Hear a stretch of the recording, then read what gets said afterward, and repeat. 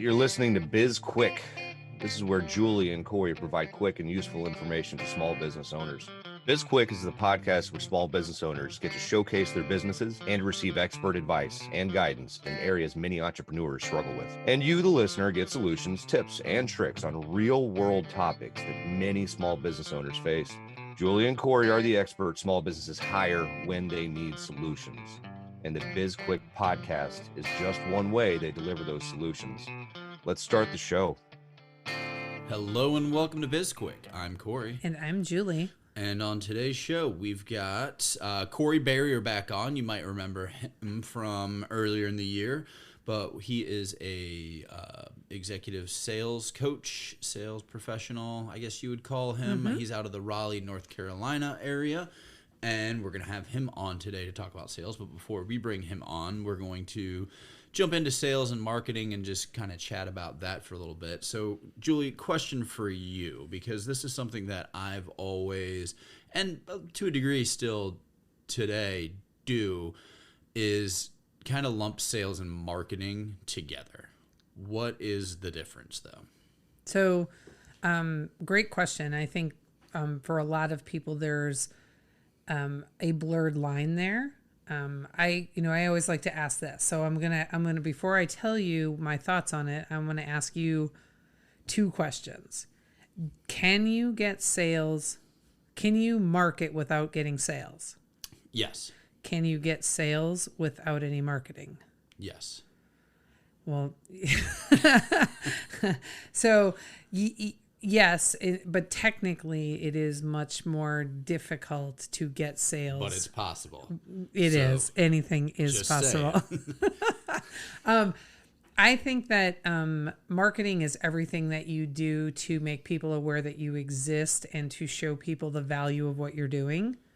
Sales is the actual process of either moving people through your sales funnel or your pipeline, taking somebody from being unaware of that you exist to having their growing awareness, and then you start to nurture them into becoming a consumer or a purchaser of your product or service. So marketing is very distinctive activities that you take to make people aware that you exist and to sort of show your personality and grow the brand. Sales is the act of selling to bring in revenue into your company.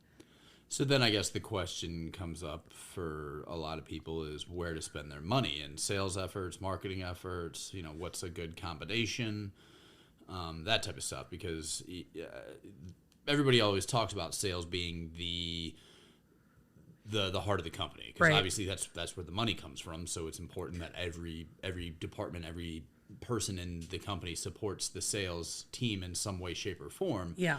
But if you're not marketing, then the sales team is worthless, basically. Well, if you're not marketing, the sales team has to work extremely hard if their jobs become harder. But I think also it's industry specific, right? So when I think about sales teams that don't have to rely a lot on marketing, and maybe I'm wrong, so I'll be curious about your thoughts on this, but when we both worked, for a food distribution company, I don't think the marketing that they did was not marketing to get customers in terms of, like new leads, right? Their marketing was very different. So the sales reps were truly going out, calling on businesses and working without this big marketing engine behind them. Sure, but they were essentially the marketing engine, because in doing cold calls and having quotas and all of that you need to meet, you're the person who has to go out there and push the company and market the company and get that business. So they're doing the marketing and sales at the same time, basically. But I would say that cold calling is part of sales, right? Sure, but if you're not marketing, then the marketing, like if you're not doing like traditional marketing, like ads or whatever it is, like you might have some flyers or something that you hand out, but that person making that cold call, they are marketing and selling at the same time. Yeah. So, we have, as you know, we sat down on Memorial Day and came up with like our sales goals for the month of June, right? And a big part of what we did on the sales side was figured out the marketing budget to support the June sales goals. So we recognized we have to up our marketing game in order to up our sales revenue. So they're definitely tied together. I'll be very curious. So when the first time we had Corey on, we didn't really talk about sales so much, right? We more talked about some financial experiences he had because he was part of that special series we did in December. So now we are, well, at least he was recorded as part of that, but I think we recorded one too many episodes, so he was released after that, but we didn't speak so much about sales. So this time we're going to be very focused on sales and his process, and I'll be very curious to hear his thoughts on what he does with his clients with respect to marketing, if anything, or if he's strictly focused on sales process and getting people into these consistent, repeatable behaviors to help them build the sales machine, because that consistency is so important in sales, but it's also super important in marketing. Yeah, and that's interesting, and I don't even know if that's a part of this conversation, and we're going to have to bring Corey on here in just a second, but the whole, like, because there's so many different ways that you can market, like back to the original question where it's that you, or the question you had for me, which is, can you sell without marketing? And I said yes, and whatever. But I mean, maybe marketing's a part of sales. But one of the things, and again, this is probably a different podcast that we'll need to jump into, is how do you factor in like customers, word of mouth into marketing? Because that could be a huge part of your marketing strategy, but you don't really have any control over that. But that's a whole other conversation. Right, and that's like ideally you want that organic word of mouth referral type of growth. Yeah. That's the best kind to have because you don't have to pay for it. Exactly. Yeah. All right. Well, I guess we should probably break and bring Corey in. Yep. All right. Let's do it. Hey, everyone. If you're like most entrepreneurs out there, time is not something you ever seem to have enough of. We get it. There are a million things that need your attention, both in business and in your personal life.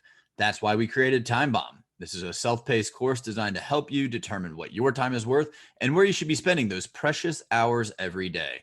Right now, we have an option to buy the bundle, which also includes products designed to help you become more efficient with your time. It's a $70 deal you're getting for only an additional $30. Head on over to sbpace.com to learn more. Time Bomb. Take control of your calendar, gain control of your life.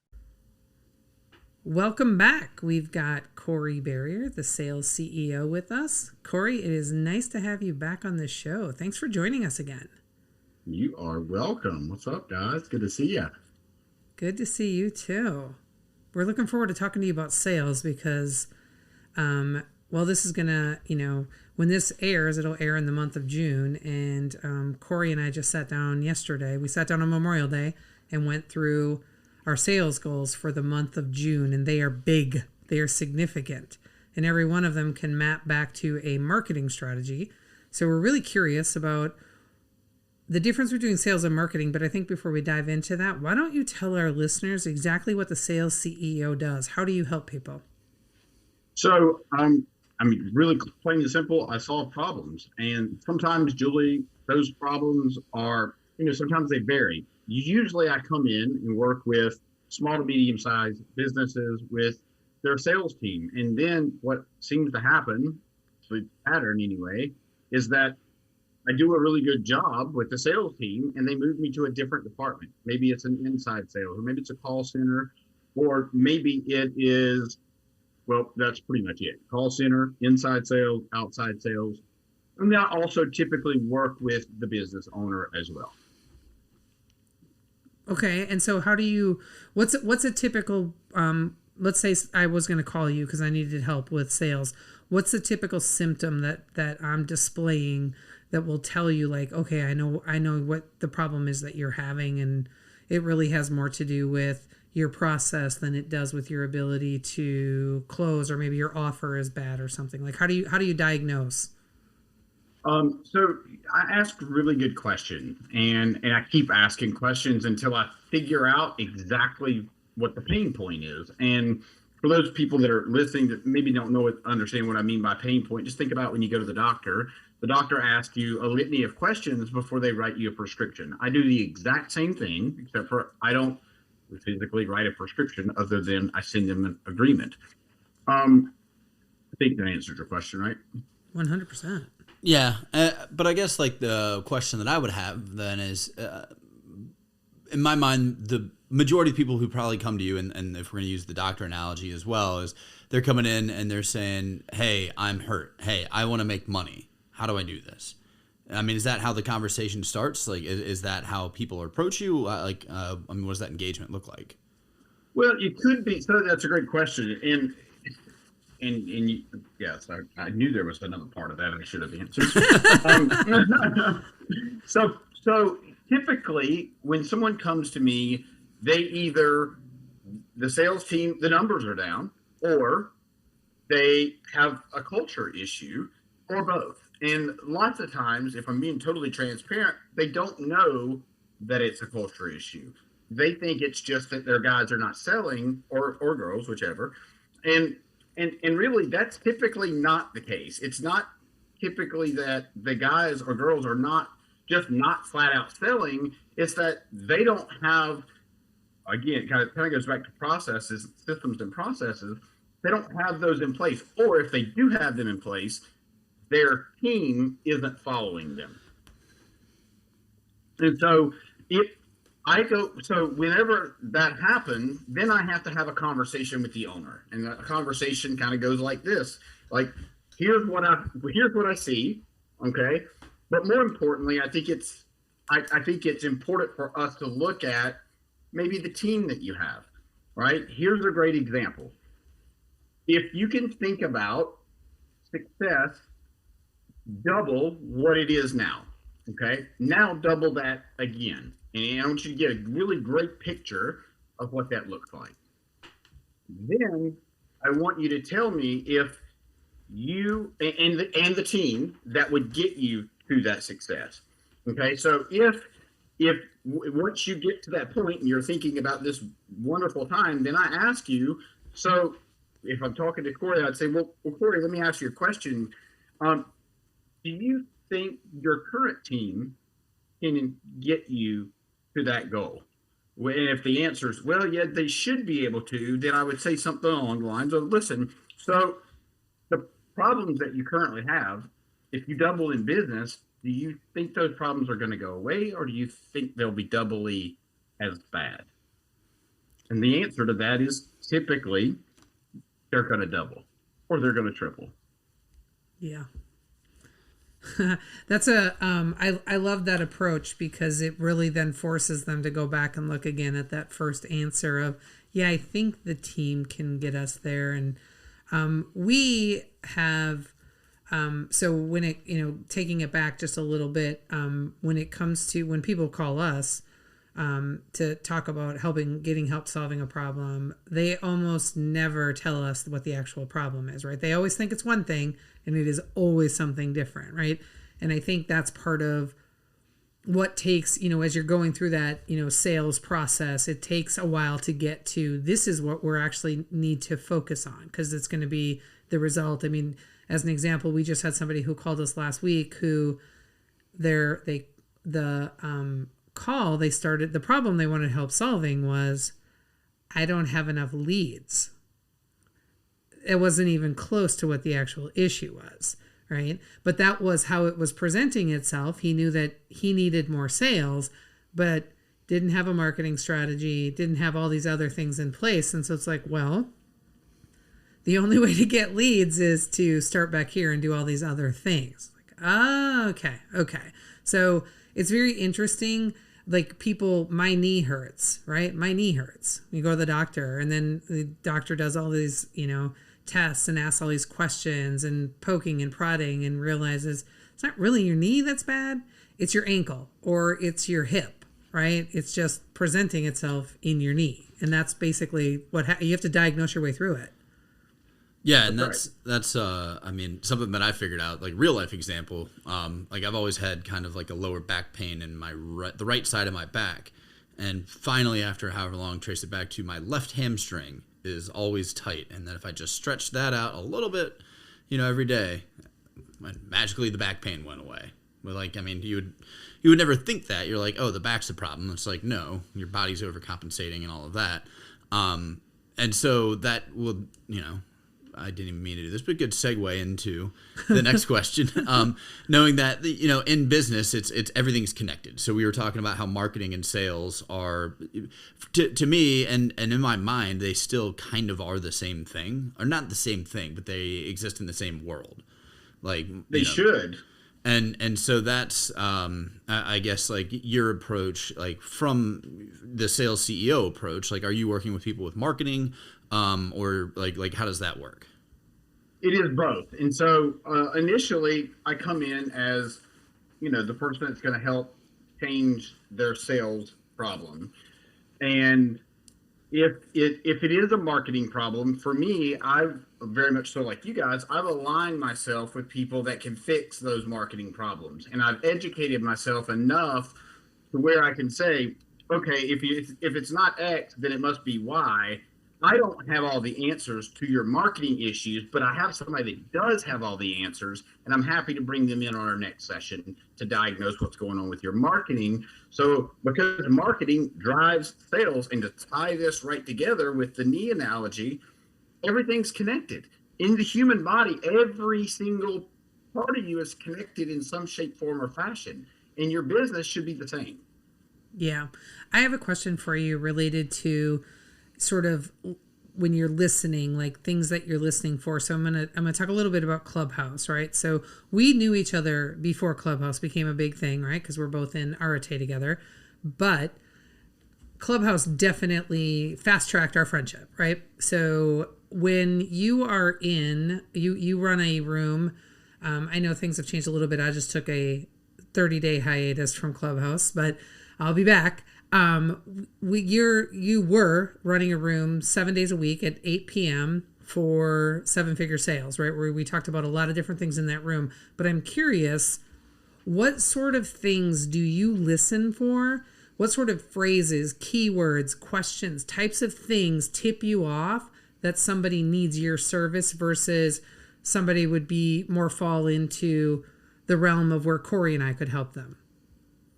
So, great question. And so I look for things that I've struggled with. I look for things that I needed somebody for. And when I hear those things so here's an example. When I first started my business coaching practice, I didn't really know what I wanted to coach on because I was thinking about what I wanted to coach on, not what I could coach the best on. And so I kept going through all these different things, mindset, all these things that I really still work on, indirectly. I just don't say that it's mindset, so to speak. And so does that make sense a little bit? It does. Yep. Okay. So I look for people that ask questions that are easy for me to answer. And if I can hear the lack of confidence in their voice, that's also a pretty big indicator, because let's just be honest, if you don't have self-confidence, you're probably not going to do great in business, because nobody wants to buy from somebody that's not confident. They just don't. And that's actually a really good point, and we just talked about that on a different podcast when it comes to that Julie and I just recorded. That'll be out right after this one, I believe, right before this one. I can't remember the order off the top of my head, but yeah, that self-confidence and like that's such an important trait for somebody, especially an entrepreneur. Like you have to be confident in what you're doing, who you are, what you're selling, how you like everything. And it's tough, especially for people who might just be starting off, or if they like branching into a new territory, new sales line, or whatever it is. But you still like as much as I hate to say, you kind of have to fake it till you make it. Like you have to act like you're an expert until you actually are that expert. Yeah, I know that I've shared this story with you before, Corey. But when Corey and I started SB Pace, I don't think we even really thought about the fact that we would need somebody to focus on sales for probably the first 8 months, right? It never occurred to us that we would need a salesperson. I hope it wasn't 8 months. Well, it might have been before we were like, well, maybe, I don't know. It was, Yeah. it definitely wasn't an immediate thing. But I think, when you were, as you know, you're a solopreneur, right? It's just you, a sales CEO, right? So, SB Pace, it's just me and Corey. And so you're doing a lot of things. You're either bringing in people to support you with, contract work or partnerships, or, hey, if you help me with marketing, I'll help you with sales, or whatever that looks like. Or you're doing it all yourself, right? So me stepping into sales, I, in a million years, never envisioned that I would be a salesperson. I mean, I know I have told this story before. The only job I had in sales before working, running SB Pace with Corey was that I sold cars, and I worked for a car dealership for like 97 days and didn't sell a single car. Didn't even have a lead. And I thought, this isn't for me, and I'm never going to do this again. And, it was 25 years before I tried it again in SB Pace. And I was really nervous at first, right? So my question to you is, when you are a very small operation, right? 5 or less people, does every business need somebody focused on sales? And if yes, what does that look like if you can't have a dedicated person? I would say if you can't have a dedicated person, if you think about, especially the folks that are listening to this right now, go back to the doctor analogy, right? That is really an easy way to diagnose problems for people. If you think about it in a sense that unless you give me all the information, I can't give you a diagnosis. That's sales, right? And I know, Julie, you don't have kids. Corey, I don't know if you do or not. I don't think you do. But if you, not you all together, if you all, either, I suppose, together or separately or whatever, ever have kids, then you will understand really quickly that you have to be a salesperson to get the kid to do shit.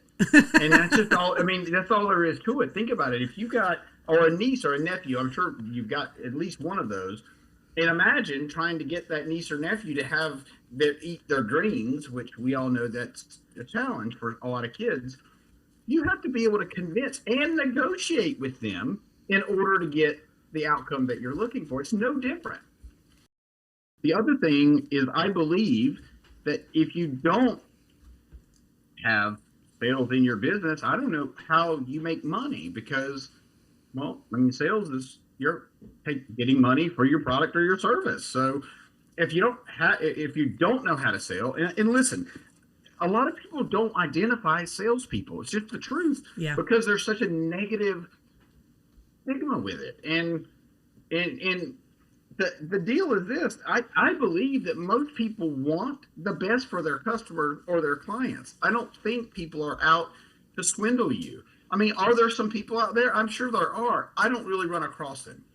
Or if I do, maybe I got swindled by them and I don't know it yet. But I really do believe that people just have this preconceived notion about salespeople being slimy, being sneaky, being this different person than normal people, but we're not. What's interesting, Corey, is that so before Corey and I started SB Pace, we worked, corporate America, and we the last place that both of us worked full time was a food distribution company. And pretty much all of the thoughts that I have about sales come from that experience, because I was there like 5 years, and the sales team, the sales reps were treated like royalty at that company. And it was fun, right? They did so many fun things for the sales reps, and they were so competitive in terms of like going out and getting sales. And you could tell when it was the end of the month or the end of the quarter, and people were hustling, and they went above and beyond for the sales. And really, that was the first time in my life where I had heard over and over and over again, everyone supports sales. Everyone supports sales. And we talk about that at SB Pace all the time. Everything supports sales. So if we're going to build something, does it support sales? If, whatever action we're taking, is this supporting us making another sale, staying close to the cash, doing those things? And that's kind of how we look at it. So the negative connotation that I had from trying to sell cars was completely wiped away from working for that company and seeing how important sales were and how it drove literally everything they did as an organization. And it was really, really fun to watch. So, Julie, I'm glad you brought that up, because I think for that reason, that's why marketing people hate salespeople. And that's why salespeople, maybe salespeople hate the marketing people because the marketing people hate them. I don't know. But if you think about it, if you give one team like special treatment, which is kind of what it sounds like, and this happens a lot in business. People do value the salespeople more than they do the rest of the organization, but the salespeople are just like the guy that unlocks the door in the morning. If the door doesn't get unlocked, nobody can come in and do business. Sales, if you don't sell anything, you can't have a business. So I think you should treat your salespeople, great, but I also think you should treat your marketing people great, because they're driving the sale. Yeah, agreement. Well, I think we have to wrap. This went fast. It's great. I still have like a million questions, so you might have to come back on again. But tell our listeners how they can find you, and if there's, anything you want to let people know about, please let them know. Sure. So you can find me at CoreyBerrier.com, and then all my socials are at Corey Berrier. You can find me there, and I do have some things coming up. I can't mention it quite yet because things are not in place, but I'm super excited about it. Secret stuff? Is it secret stuff? It's secret for the podcast. I can't wait to hear about it. I'm sure it's going to be amazing. Yeah. Well, thank you, Corey, for being on the show, and thank you to our listeners. As always, you can find everything that you need to know about Corey or our podcast in our show notes. Yeah, and you can connect with us on social media. We're on LinkedIn, we're on the Twitter, Instagram, and Facebook, and we have a YouTube channel which you should already be subscribed to. Also, you can reach us on sbpace.com. Don't forget to subscribe to our podcast, like us, and give us a review. We appreciate all the feedback that you might have about this podcast. Yeah, and you can reach out about topics if there's something you're interested in hearing more about. Or, hey, if you guys want us to bring Corey Berrier back on to talk about sales again, let us know. We'll do it. We'll force him to come back on. He'll do it for us. We'll make him. We have a book. It's a #1 bestseller on Amazon. It comes with a digital workbook, and it's called Seriously Now What? A Small Business Guide to Disaster Preparedness. And if you've already bought it and read it, give us a review. Even if you didn't read it, give us a review. Yeah, we'll just take them all. Anything. That's fine. But that's it for today. I'm Corey. And I'm Julie. And this was BizQuik, helping small businesses across America.